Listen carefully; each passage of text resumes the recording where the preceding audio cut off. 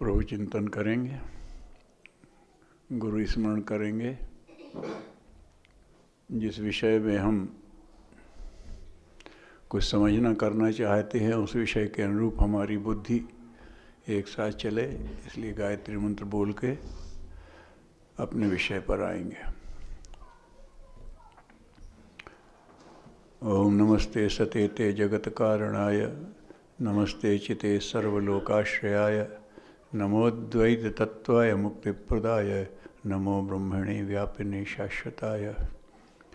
ओम अखंडानंदबोधाय शिष्य संतापहारिणे सच्चिदानंद रूपाय तस्मै श्री गुरुवे नमः।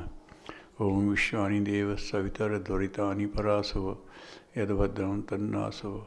ओम शांति शांति शांति। गायत्री मंत्र एक साथ। ओम भूर्भुवः स्वः तत्सवितुर्वरेण्यं भर्गो देवस्य धीमहि धियो यो नः प्रचोदयात्।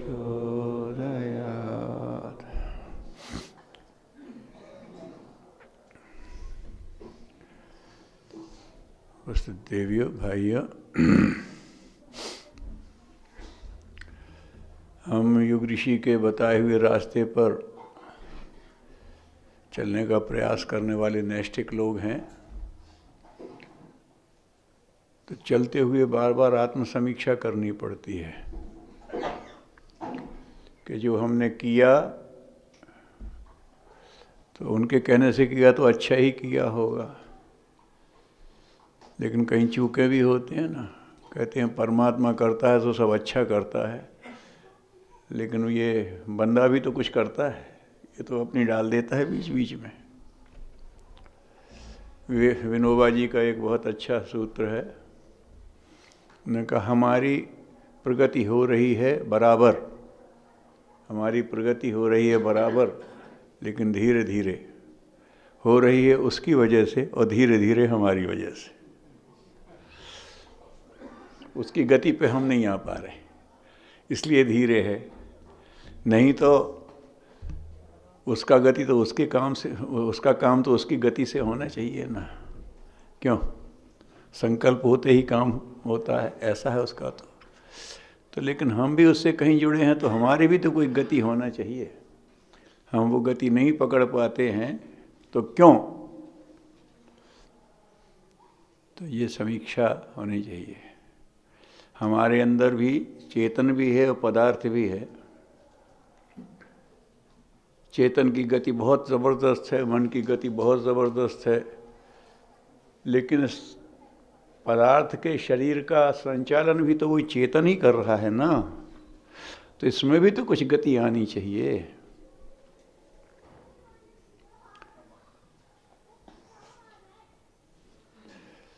चेतन की गति मंत्र है, लेकिन चेतना से संचालित तो मन की गति अच्छी है, प्रकाश की गति अच्छी है। पदार्थ प्रकाश को तो हम फोटोन्स पदार्थ का ही अंग मानते हैं, लेकिन गति होनी चाहिए। अब उस पर जब विचार करते हैं तो देखा क्या बात है। गति में दो बातें होनी चाहिए। एक दिशा, दिशा सही होने को कहते हैं प्रामाणिकता।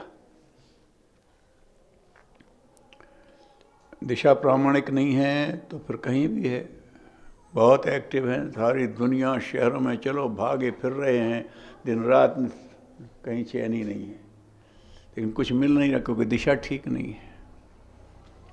और दिशा ठीक है तो वो गति नहीं है। अरे सब प्रभु करता है, धीरे प्रभु निष्ठा के नाम पे आलस्य प्रमाद आ जाता है। आलस्य प्रमाद से बचना है तो बार बार अपनी समीक्षा करनी पड़ती है, अपने लक्ष्य निर्धारित करना पड़ते हैं। कालीचरण जी बताते हैं, डॉक्टर कलाम से किसी ने पूछा कि आप लगातार सफल क्यों होते चले गए, तो उन्होंने कहा हम सफलता पे इतराए नहीं। सफलता मिली तो लगा ठीक है, प्रयास सही दिशा में हुआ, संतोष हुआ, लेकिन अब सफल होने का मतलब आप 7वीं से 8वीं में पहुंच गए, ये प्रसन्नता की बात है।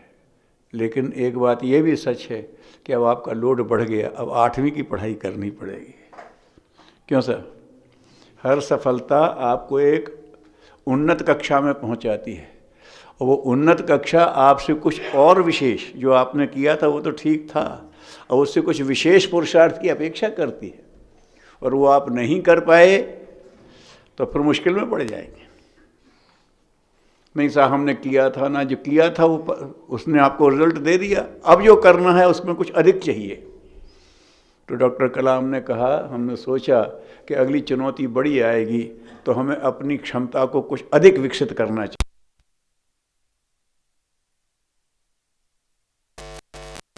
कर ले गए, वहाँ है। तो हमें यही देखना पड़ेगा कि हम जो कर रहे हैं, निश्चित रूप से संधि काल समाप्त हो गया, सृजन काल 21वीं सदी लग गई, 14 वर्ष हो गए, लेकिन हम स्वयं देखते हैं वो गति नहीं आ रही है।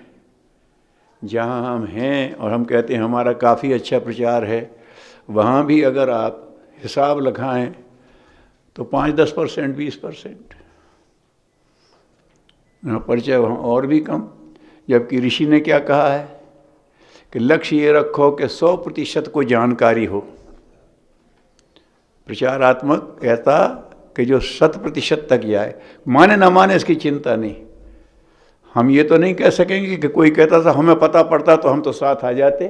जब ऊपर पूछा जाए तुम क्यों नहीं आए, बहुत आत्माएं भेजी गई हैं, बहुत लोगों को प्रेरणा दे के भेजा गया है।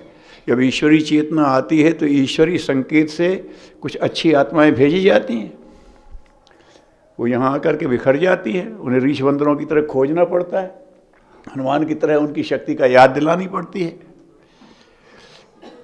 अब हमने किया, नहीं माना तो ठीक, नहीं माना। कोशिश कहाँ तक होती है? रावण को भी समझाने की कोशिश होती है, कंस को भी समझाने की कोशिश होती है, दुर्योधन को भी समझाने की कोशिश होती है। अपना पराया नहीं देखा है, सब तक पहुँचाया। ये कोई ना कह सके कि साहब जिनको सूचना देनी थी उन्हें मैं सूचित ही नहीं किया, हम एक्शन कब करते। और उसके बाद आता है सूचना देने पर जिनमें उत्साह आया, वो तो अभी नए हैं, उनको आगे प्रोत्साहन प्रशिक्षण देना पड़ेगा, तब आगे बढ़ेंगे। हाँ सर, ये भी फिर जिम्मेदारी आएगी। तो वो कुछ प्रतिशत रह जाएंगे। 100% को सूचना दी, 50% में, 40% में उत्साह दिखा। अब अगर उस उत्साह को आप गति नहीं देते हैं तो दूसरे सोचेंगे अच्छा है हम नहीं गए, जो गए थे उनका ही क्या हो गया। हमसे अगर हम इसी बात पर पूछें, जो हम लोग कहते हैं कि गुरुदेव ने जब से गायत्री ओम की स्थापना की तब से दीक्षा का क्रम शुरू किया, और अभी से लेके अश्वमेधों तक और हमारे विराट आयोजनों तक कितने लोग दीक्षित हो गए होंगे। निशा और आयोजन दो, और लोग प्रभावित होंगे, और लोग दीक्षित होंगे। पिछले दीक्षितों का क्या हुआ, पिछले प्रभावितों का क्या हुआ? तो वो तो फिर वहीं के वहीं, तो फिर अगले भी वहीं के वहीं रह जाएंगे। वो क्यों रह गए? कि जिनकी जिम्मेदारी, जिन्हें उनको सूचित करने की जिम्मेदारी की थी, उन्हें सूचित तो किया, फिर प्रेरित, प्रोत्साहित, प्रशिक्षित करने की जिम्मेदारी नहीं उठाई। अरे भाई हमारे कैसे दीक्षित हो गया, वो तो हम बड़े भाई हो गए, वो छोटा भाई हो गया ना। कौन संभालेगा जिम्मेदारी? हम सोचते हैं कोई आसमान से आएगा, नहीं, हमको ही संभालनी है। और युग निर्माण में हरिधारा को शामिल होना है। हर धारा को शामिल होना है, किसी एक संगठन से या एक संस्था से तो काम नहीं बनेगा। तो और संगठनों में, क्योंकि विभिन्न हैं, अरे भाई शिक्षा जगत में भी तो किया जाएगा, राजनीति में भी तो किया जाएगा, स्वास्थ्य में तो किया जाएगा, अर्थनीति में भी तो किया जाएगा। समय, प्रभाव, ज्ञान, पुरुषार्थ एवं धन सब सही दिशा में लगें, तब बात बनेगी। तो वो उनके पास भी है ना ये विभूतियाँ। क्यों सर? सत्प्रवृत्तियों के पुण्य प्रसार में समय, प्रभाव, ज्ञान, पुरुषार्थ एवं धन का एक अंश हम ही लगाएं, उनका वो भी लगाएं। वो कहते हमें बताते, हम भी लगाते। भगवान का काम, भगवान की दी हुई विभूतियाँ भगवान के दिए हुए काम में लगेंगी। हमने सूचना क्यों नहीं दी? अजी कौन सुनेगा हमारी? हाँ ठीक कहते हैं। इसका मतलब है कि हम कमज़ोर हैं। हम चाहते हैं लेकिन होता नहीं, इसका मतलब हम कमज़ोर हैं। करना चाहते थे, शुरू नहीं कर सके, और किया तो हुआ नहीं, दोनों ही कमज़ोरी है। शुरू नहीं हुआ तो संकल्प कमज़ोर है, और नहीं हुआ तो कौशल कमज़ोर है। संकल्प और कौशल दोनों की वृद्धि करनी पड़ेगी। तो यहाँ हम लोग यही सोचते हैं। इसी हिसाब से गुरुदेव ने कहा था, बेटा हम संस्था बनने नहीं देंगे, क्योंकि संस्था में पदों की आपाधापी होती है, प्रतिष्ठा का अहंकार होता है। तो हम संस्था तो नहीं बनाएंगे, लेकिन संगठन जरूर बनाएंगे। बिना संगठन की मजबूती नहीं होती। संघ शक्ति कलौ युगे, कलयुग में तो संघ शक्ति अनिवार्य है। तो संगठन बनाएंगे। यहाँ भी हम देखते हैं कि संगठन के लिए जो क्रम बनाया था, हमसे और संस्थाएं प्रभावित होती, इसकी जगह हम और संस्थाओं से प्रभावित होकर के समन्वयक की जगह अधिकारी बनने लगते हैं। वहाँ तो ऐसा होता है, ये तो सब हो रहा है। अपनी महत्वाकांक्षाएं उनसे पॉल्यूट होने लगती हैं, उनकी महत्वाकांक्षाएं हमसे शुद्ध नहीं हो रही हो तो बहुत अच्छा है, लेकिन है तो कमी। गुरुदेव ने कहा हमें दुनिया से प्रभावित होना नहीं, इस दुनिया को तो बदलना है। बदलने वाले से प्रभावित होना है और फिर दुनिया को प्रभावित करना है। अगर हम ही प्रभावित नहीं हो पा रहे हैं तो साधना कमजोर है, और लोगों को प्रभावित नहीं कर पा रहे हैं तो आराधना कमजोर है।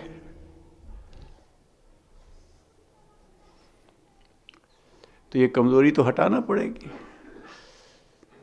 नहीं तो हमारी गिनती उनकी डायरी में, ये दुनिया की डायरी से हमारा कुछ बनता बिगड़ता नहीं है, लेकिन उनकी डायरी से जिनने हमें नियुक्त किया उसमें तो हमारा उनका रिमार्क मायने रखता है। तो फिर वो शायद यही लिखें कि ये बच्चे कच्चे ही रहे। क्यों साहब? ये बच्चे कच्चे ही रहे। झूठे तो नहीं कह सकते, सच्चे तो थे कि मन में उमंग भी उठती थी, कुछ करने का है, कोई नाटक भी नहीं है, करना तो चाहते थे। लेकिन ऐसे ही है, बच्चा कहता पिताजी आप चिंता मत करना, आपका सब काम करूंगा, लेकिन करेगा कैसे जब तक कच्चा है। मजबूत बने तो करे। माँ का मेहनत देख करके भी मम्मी मैं करूंगा, आपके साथ करूंगा, उसका भाव बिल्कुल ठीक है, सच्चा है, लेकिन अभी बच्चा है, कच्चा है। तो हम उनके में रहें कि ये आए थे हमसे, किशोरावस्था में जुड़े थे और बुढ़ापे तक जुड़े रहे, लेकिन बच्चे ही बने रहे। जरूर है। प्रौढ़ता क्यों नहीं आई? प्रौढ़ आता है तब जिम्मेदारी संभालता है। क्यों? शुभेच्छा तो बच्चा भी करता है, पिताजी ऐसा कर देंगे और आपको घुमा देंगे, लेकिन जब वो प्रौढ़ हो जाता है तो जिम्मेदारी बटाता है। अच्छा अब इतना तो मैं करके दूंगा, यहाँ से प्रौढ़ता शुरू होती है। तो हमारे मन में ये बात आई क्या कि इतना तो मैं करके दूंगा? तो आती है तो होता नहीं, तो कहीं साधना कमजोर है। इसीलिए पहला जो पिछले वर्ष गए हैं उसमें समूह साधना कहा था, समूह साधना वर्ष। लेकिन हम तो अपने ढंग से समूह साधना को हमने समूह जप तक सीमित कर दिया। सामूहिक बैठ के जप कर लिया। हमारे यहाँ समूह साधना चल रही है, और जो अपील की गई अखंड ज्योत से, पाक्षिक से यहाँ बुला करके, समूह साधना का मतलब है हम सब एक दिशा में चल पड़े, तालमेल के साथ चल पड़े। वो समूह साधना कौन करेगा? जिस समूह साधना से देवताओं ने दुर्गा शक्ति बना ली थी। क्यों? साथ में बैठ के जप किया था कि हाँ, वो भी किया था, सब मिल करके गए, प्रार्थना की, वो प्रार्थना भी की थी।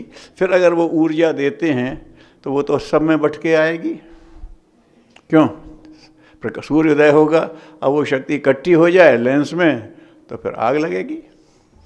गुरुदेव ने अपने अंग अवयव में कहा है, गुरुदेव तो हैं आप, वो तो देते हैं न, सबको हमारे अंदर कुछ ना कुछ विशेषता संचार कर दिया है।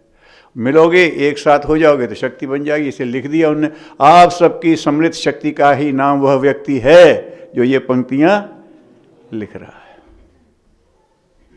तो अगर हमारी उनने सबको दी शक्ति और वो अगर एकजुट नहीं हुई तो काम छोटे छोटे तो होते रहेंगे, बड़े बड़े काम नहीं हो पाएंगे। और समय आ गया है, बड़े ही उन्होंने लिखा है, बेटा अगला कार्यक्रम हमारा बड़ा है, ऊंचा है, तुम उसके लिए तैयार होना है। तो लगा कहीं कुछ हमसे वो हो रही है, अच्छा करते हुए भी कहीं सुधार की ज़रूरत है। हम बदलेंगे युग बदलेगा, हम सुधरेंगे युग सुधरेगा। कई लोग अरे साहब हम ही हैं खराब, सो हम सुधर जाएं और सब ठीक है। नहीं, हमारे सामने लक्ष्य है, उस लक्ष्य के हिसाब से हम अपना मूल्यांकन करते हैं। पहला मूल्यांकन किया तो हमने कुछ किया, फिर मूल्यांकन करके फिर कुछ और करेंगे। हम पहले गुड टू बेटर, स्वाभाविक से बेहतर, श्रेष्ठ से श्रेष्ठतर होना हम जानते हैं, इसलिए हम अपने अंदर निरंतर सुधार का चक्र चला रहे हैं। और ये सुधार का चक्र जब बढ़ेगा तो संसार में सुधार का चक्र आ जाएगा। दूसरों को सुधारने का बड़ा उत्साह है और अपनी समीक्षा भी करने में हम कायर हो जाते हैं। क्षमा करना, हिम्मत नहीं पड़ती अपनी सही समझ, भीतर हमारा समझ रहा, लेकिन बाहर की बुद्धि सहमत नहीं होती। मान लेंगे यार, तो अभी तो हम ये कह रहे थे, तो कहलाते रहो, कर नहीं पाओगे। बाहर की बहादुरी बहुत होती है। अगर बुद्धिमानी, बुद्धि की तत्परता और कौशल की बात कहें तो दुर्योधन पांडवों से भारी पड़ता। बहुत बढ़िया बुद्धि, बहुत समझदार, आदमी को दूर से परख ले। कोई भी हिम्मत बड़ी से बड़ी हिम्मत कर जाता था। उनका चल रहा है ठीक है, उनसे अपने जैसे उद्देश्य गलत था, लेकिन अगर ये देखते हैं वो बात दूसरी हो गई, लेकिन क्षमता तो उसमें थी। क्यों? उसे देखा और सबका मुकाबला हो जाएगा, अर्जुन का मुकाबला नहीं होता। और कर्ण जैसे ही घुसा, उसने देख लिया इस युवक में वो प्रतिभा है, मैं देख रहा हूँ ये मुकाबला ले सकता है, और खट बढ़ करके उसका समर्थन कर दिया। तत्काल ऑब्जेक्शन किया गया कि ये राजा नहीं है, राजकुमारों के साथ नहीं है। तत्काल अपना सर का ताज उठा के सर पर रख दिया, अंग देश का राज्य में से देता हूँ मेरे पिता ने। इतना तत्काल त्वरित बुद्धि, इतना साहस, इतनी हिम्मत। फिर कहाँ हार गया? बाहर के काम में बहुत हिम्मत, बहुत समझ था, अपने बारे में जानामि धर्मम नच में प्रवृत्ति, मैं जानता हूँ कर नहीं पा रहा हूँ। वही तो हम भी कहते हैं, क्षमा कर, हम जानते हैं कर नहीं पा रहे, प्रवृत्ति नहीं बन पा रही है। ये गलत है, जानते हैं कि भाई आपस में कड़वे शब्द नहीं बोलना चाहिए, सबका सम्मान करना चाहिए, लेकिन नच में प्रवृत्ति। हम तो प्रभावित हो जाते हैं अन्य संगठनों से। अजी हम अब इसके जोन समन्वयक हैं, हमसे क्यों नहीं पूछा? अरे भाई नहीं पूछा तो ये तो देख लो कि उसने जो किया है वो सही दिशा में है, और सही दिशा में तो स्वयं जाओ और पीठ थपथपाओ, तो ठीक किया, ऐसा करोगे तो और अच्छा हो जाएगा। नच में प्रवृत्ति, अरे साहब वाह है, वो तो आना चाहिए, वो तो होना चाहिए।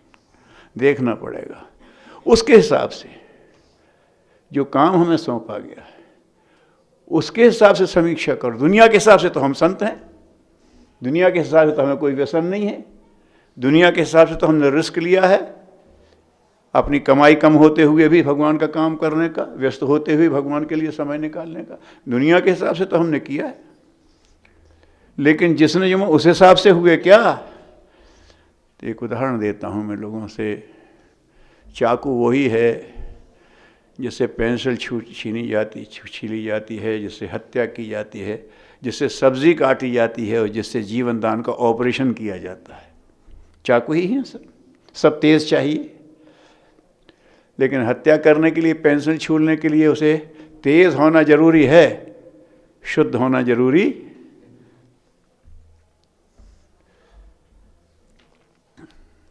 जो तेज है और शुद्ध नहीं है वो राक्षसी प्रवृत्ति हो जाती। सब प्रतिभाशाली थे, सब तेजस्वी थे, शुद्ध नहीं थे।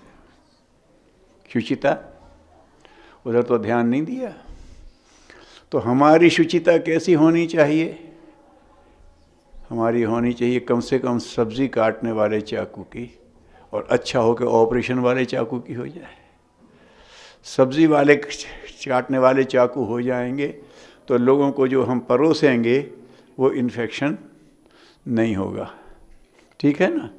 बनाएंगे, पकाएंगे, हमने विचार बनाया, कार्यक्रम बनाया, लोगों को दिया, अगर उतनी भर शुद्धता है तो उसमें विकार नहीं होगा।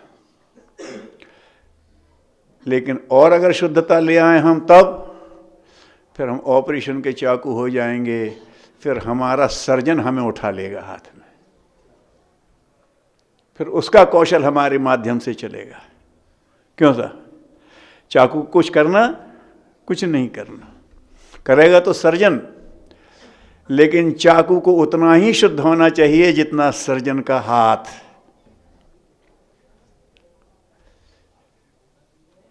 तो वो तभी उठाएगा, उठाने करने का। तो गुरुदेव का यहां संकेत है, बेटा अब अगला कार्यक्रम है।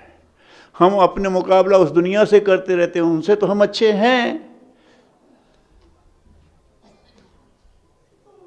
अरे हनुमान जी की सब तारीफ कर रहे हैं, अरे साहब हनुमान अकेले लंका कूद गए और वो करके आए लंका, उनने कहा हो गया।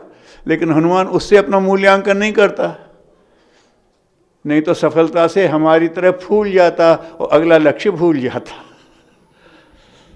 हमें जो पहले चरण की सफलता मिली उससे हम फूल गए और गुरुदेव ने अगला लक्ष्य कह दिया है, वो भूल गए। हनुमान के साथ भी यही होता, प्रशंसा हुई, हाँ ठीक है ठीक है, अगला लक्ष्य। सीता की अभी खबर मिली है, अभी वापस लाना है, प्रभु अगली योजना बताओ। अगली योजना बताई तो लग पड़े। हमने एक अच्छे संगठन की प्रतिष्ठा पा ली। अरे साहब गायत्री परिवार वाले बड़े अच्छे लोग हैं, कर्मकांड को बुलाओ तो कभी दक्षिणा का झगड़ा नहीं करते, अच्छे पंडित हैं। और अगर आते हैं सहयोग के लिए तो फिर ठीक से सहयोग कर देते हैं, ठीक अच्छे लोग हैं। समझ भी नहीं आता साहब ये लोग करते हैं, हमारा तो संगठन वो होता है, लेकिन ये बड़े बड़े काम ले लेते हैं और कर लेते हैं, अच्छी है प्रतिष्ठा बढ़ गई। लेकिन अभी युग परिवर्तन का तो लहर नहीं बनी ना भाई, अभी हमारी अच्छाई छूत तो नहीं बनी, बुराई छूत बनती, अच्छाई को भी छूत की तरफ फैलना चाहिए। Good should be aggressive, Vivekananda ने कहा है, अच्छाई को आक्रामक होना पड़ेगा, ऐसे नहीं बात बनेगी। बुराई आक्रामक है, अरे साहब जरा चूके और बुराई हावी हुई, आक्रामक है। और जरा चूके तो अच्छाई पकड़ लेगी, ये क्यों नहीं हो रहा? उस स्तर तक जाना है, उसकी बात कह रहे थे।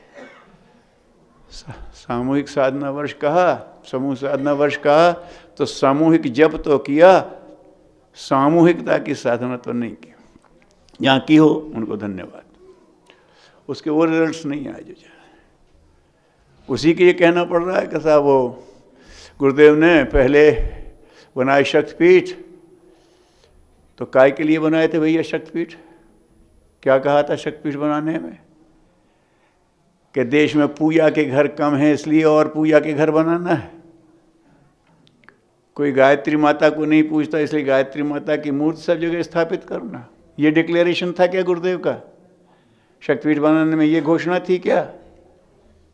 नहीं थी। तो क्या घोषणा थी? हम तेजस्वी आध्यात्मिक ऊर्जा केंद्र बनाना चाहते हैं। तो ये कौन करेंगे? हमारे कार्यकर्ता करेंगे। तो फिर स्थान की क्यों जरूरत है? उन्होंने हमसे कहा था वीर सर अब अपने कार्यकर्ताओं की संख्या बढ़ रही है, अब उनको स्थान की भी जरूरत पड़ेगी। अभी घरों में कमरों में कर लेते थे, लेकिन पर अब आगे लोग आएंगे, घर में कमरे में आने को तो कोई तैयार नहीं होगा। ज़्यादा लोगों को इकट्ठा होना चाहिए, सबको मिलकर साधना करनी है, तो सबको मिलकर प्रशिक्षण देना है, तो ये कहाँ करेंगे? इसलिए अपने स्थान होना चाहिए, वो तेजस्वी होना चाहिए। उन्होंने कहा था शंकराचार्य ने 4 बनाए थे, मैं 24 बना दूंगा। मतलब ये कल्पना थी कि 24 शक्तिपीठ पूरे देश को ऊर्जावान कार्यकर्ता दें। लक्ष्य कार्यकर्ता था, ऊर्जावान तेजस्वी साधक दें, जो जहाँ जाएं वहाँ भटकती हुई धर्म आध्यात्म की धारा को सही दिशा में बलपूर्वक मोड़ दें। उधर तो ध्यान दिया नहीं हमने। शक्तिपीठ बन गए, उन्होंने ये भी कहा था कि देखो ईश्वर, पहले कार्यकर्ता बनाना तब भवन बनाना। पहले, क्योंकि कार्यकर्ताओं को भवन की ज़रूरत है, पहले कार्यकर्ता बनाना तब भवन बनाना। लेकिन हमारे लोगों ने पहले भवन बना दिए, कार्यकर्ता नहीं बने, अब बैठे हैं। तो उन्होंने कहा था अगर पहले भवन बना दिए तो उसमें चमगादड़ घुसेंगे, माने अनवांटेड एलिमेंट, संपत्ति दिखने लगी ना। अगर हमने पहले साधक बनाए होते तेजस्वी, उनकी सुविधा के लिए शक्तिपीठ बनाई होती तो शक्तिपीठों की दिशा भटकती बहकती नहीं। लेकिन इनने बनाई है तो ईंट पे ईंट रख के बनाना हमें सुगम लगता था। गुरुदेव की बात तो भूल गए और इनके साथ कंपटीशन करने लगे। इनने बना दी तो मैं भी बनाऊंगा, इनने तालियां बजवा दी तो मैं भी तालियां बजवाऊंगा। और गुरुदेव की तरफ देखा होता तब तो लगता पहले व्यक्ति बनाना है, उन व्यक्तियों के लिए स्थान बनाना है, फिर बनाएंगे, फिर कोई दिशा भटकती नहीं। तो कार्यकर्ताओं के लिए ही शक्तिपीठ बने थे और उन कार्यकर्ताओं को असुविधा ना हो इसके लिए ट्रस्ट बनाया गया था।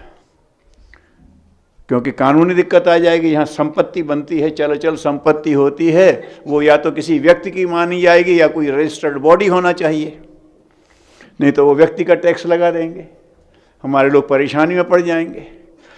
हमारे लोग भोले भाले भक्त हैं, काम करना जानते हैं, कानूनी धारा तो नहीं जानते, तो कुछ कानूनी एक्सपर्ट बुला दो कि ये बेचारे इनका होम करते हाथ न जले। ये तो सेवा के लिए इकट्ठा करके लाएं चंदा, तो सरकार आए कि तुमने व्यवसाय के लिए इकट्ठा किया, लगाओ इनके ऊपर टैक्स, पकड़ो दिखाओ इसको, वो ना हो, व्यवस्था ठीक बने।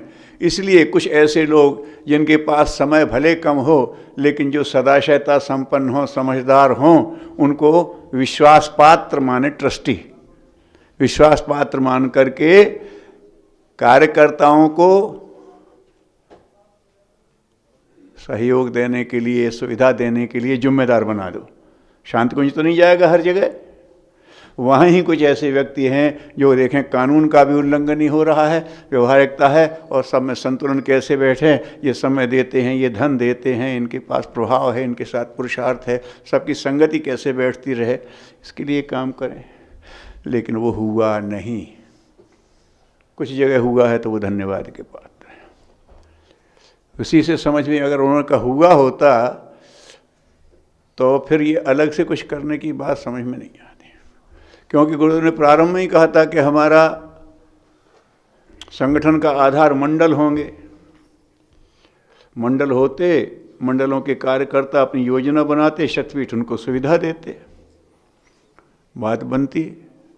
तो अश्वमेधों के क्रम में समझ में आया कि भाई कौशल गुरुदेव ने दे दिया, शक्ति दी, बड़े बड़े कार्यक्रम हो रहे हैं, लेकिन ये बारिश का पानी संचित तो हो नहीं रहा, बांध में तो भरना, हमारे खेत की मेड़ तोड़ के और चला जाता, मट्टी और बहा ले जाता है, हमारे कार्यकर्ताओं को थका देता है और आपस में राग द्वेष और पैदा कर देता है। इतने लोग आए, वो ऊर्जा कहाँ गई? इतने लोगों ने दीक्षा ली, वो ऊर्जा कहाँ गई? इतने लोग सहयोगी बने थे, वो कहाँ चले गए? इनको संभालने के लिए संगठन की ज़रूरत थी, वो नहीं थी, मेड़बंदी की ज़रूरत थी। तो फिर वो काम शुरू किया। संगठन के लिए ही शक्तिपीठ, संगठन को स्थान देने के लिए ही शक्तिपीठ बनाए गए थे, लेकिन संगठन पर ध्यान नहीं दिया, भवन पर ध्यान दिया तो संगठन किया। ठीक है, तंत्र बनाया, धीरे धीरे हो गया, संगठन की रीति नीति बनाई। गुरुदेव ने भी शक्तिपीठों के लिए बनाई थी दिशाधारा, प्रारंभ में याद रही, फिर उन्हीं के सामने भूल गए। जब उन्हें झल्ला करके कहा था, बेटा मेरे ही कहने से तुम लोगों ने पीठ बनाए हैं, मन और तुमने उन्हें पूजा स्थल बना दिया, मुझे गुस्सा आ गया तो मैं ही इनको बंद करवा करके मूर्तियाँ उठवा के एक जगह रखवा दूंगा, आरती कोई एक व्यक्ति कर देगा और उनको मैं कोई जनहित का केंद्र, विद्यालय या पंचायत बना दूंगा। मैंने इसलिए बनाए थे क्या? ये ध्यान रखिए कि शक्तिपीठों का उद्देश्य ही सत्पुरुषों का निर्माण और संगठन ही रहा है। सत्पुरुषों का निर्माण और संगठन, इसके बगैर शक्ति नहीं। किसी को भी संगठित कर लोगे तो वो अपनी अपनी जगह भागेंगे, अनगढ़ भीड़ की तरह से, जो आजकल के आंदोलनों में होता है। और सत्पुरुष हैं संगठित नहीं हैं, तो दुर्जन संगठित हैं। थोड़े से गुंडे आते हैं, क्यों, और पूरी बस को लूट के चले जाते हैं, पूरे गांव को लूट के चले जाते हैं। सत्पुरुष संगठित नहीं है, हों तो ललकार रहे, है क्या करता है, क्या करता है, अरे साहब उन्हें रोको तो खतरा है। तो उनको इतने लोगों के बीच में घुसने में खतरा नहीं था, उन्हें अपनी समूह साधना पर भरोसा है कि खतरा आएगा तो हमारे लोग हमको बचा लेंगे। और सज्जन को यह भरोसा नहीं है कि हम पर खतरा आएगा तो हमारे लोग हमको बचा लेंगे, इसलिए हिम्मत नहीं निकलती। यही गलती देवताओं से हो रही थी, सो पिटते रहे। जब समझ आ गई तो अपनी शक्तियों को इकट्ठा कर दिया। कैसे बनी थी दुर्गा शक्ति? उन्होंने कहा अपनी अपनी विशेषताओं को दे दो। देवताओं में कमजोरियां भी हैं, एक दूसरे की कमजोरी बता बता के लड़ते रहे हम लोगों की तरह। साहब इसमें ये कमजोरी है, ये तो कड़वे बोल देता है, ये तो समय नहीं देता है, ये तो अपनी अपनी चलाता है, ये तो दोष है, हमने मान लिया उसमें दोष है। लेकिन ये जो कड़वा बोलता है, ये पत्थर की तरह काम पे अड़ जाता है, भूत की तरह सो। और जो समय नहीं देता है, इसका प्रभाव इतना है कि खड़ा हो जाता तो सब रास्ते साफ कर देता है, सो। और ये कुछ नहीं कर पाता है तो धन दे करके सबके लिए वाहन इस बात, सो नहीं साहब ये तो धन देता है तो अहंकार अपनी चलाने की सोच सब करते हैं। ये तो सब अपनी कोशिश कर रहे हैं। क्यों कि साधना की कमी है, साधना की कमी से अहम गला नहीं, मैं का हम बना नहीं, तो हो रहा है। इसको ठीक करो। दोष सब में है। वही अग्नि देवता जो भोजन बनाने से लेकर के और हमारी सारी फैक्ट्रियां चला देते हैं, वही हमारे घर को जला भी देते हैं। कमी नहीं है अग्नि देवता में। शूद्र कह दिया सब सर्वभक्षी है। वायु देवता जो हमें प्राण देते हैं, कभी आते हैं तो हमारी टीन उखाड़ ले जाते हैं, पेड़ तोड़ देते हैं और सारा हमारा सोशल नेटवर्क धराशायी कर देते हैं, टावर्स गिरा देते हैं। दोष नहीं है वायु में। अरे साहब इसमें तो है, और पानी तो है, तो ये तो देता है। वही पानी हमें जीवन देता है और वही पानी हमें सफाई कराता है। वही पानी 2 डुबकी में डुबो के मार भी देता है। हमसे भेद की बातें सुन लो। समूह साधना तो की नहीं, श्रेष्ठताओं को इकट्ठा करने की देववृत्ति तो आई नहीं, तो हमसे कहो अरे साहब अग्नि पानी का तो बैर होता है। हाँ साहब अग्नि पानी का तो बैर होता है। शक्तिपीठ वालों का और जो जोन वालों कैसे तालमेल बैठेगा, इनकी तो अलग अलग काम प्रवृत्ति।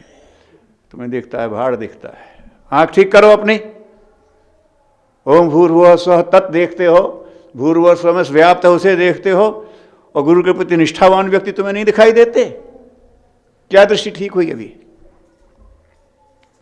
मुंह से बोल रहे हो, दृष्टि तो विकसित हुई नहीं।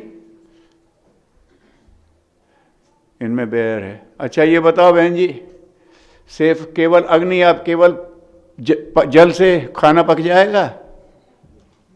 दोनों मिलके ही पकाते हैं। मिलके पकाते मतलब उनमें सहयोग है। अब इनको बताओ कि कौन कहता है कि अग्नि पानी में बैर है? भोजन पकाने के लिए सब एक हो जाते हैं। भोजन पकाने की चुनौती आती है, क्यों? तो जिसको पकाना है उसे जल अपने उदर में ले लेता है, वो अग्नि उसको ऊर्जा देता है। अग्नि की ऊर्जा और जल की सरलता उसको पका देती है। जो नहीं पचता वो पचने लगता है, हमें शक्ति देने वाला बन जाता है। तो सहयोग हो जाता है ना। प्रवृत्ति अलग अलग है। जब पानी डालोगे तो ऊपर से नीचे बहेगा, और आग लगाओगे तो नीचे से। वृत्तियां अलग अलग हैं, गुण अलग अलग हैं, फिर भी सहयोगी बन जाते हैं। देवताओं से सीखने का मन नहीं है ना। समूह साधना पर विचार नहीं किया। समूह साधना कैसे बनती है? अरे हम तो सब मनुष्य हैं।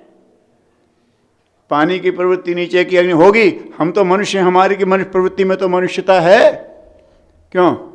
श्रम मनोयोग है। और एक बड़ी बात यह है कि संयोग से युग ऋषि से सब जुड़े हैं। एक ही गुरु है और एक ही लक्ष्य है। फिर हम में सहयोग क्यों नहीं हो पाता भाई? समूह साधना की कमी है। सोचना पड़ेगा, समीक्षा करनी पड़ेगी। तो समूह साधना वर्ष को समूह जब तक कर दिया तब फिर सोचा यार कुछ अब और करते हैं, इसलिए संगठन साधना वाली बात कही। समूह साधना माने संगठन साधना, संगठन की साधना। अजी साहब संगठन करते हैं, आप तो साहब ऐसे नियम बना दो, हाँ साहब इसको हम सबको संगठित कर लेंगे, कोई हमारे बिना पूछे कुछ ना करे। अरे यार संगठन साधना, ये तो तुम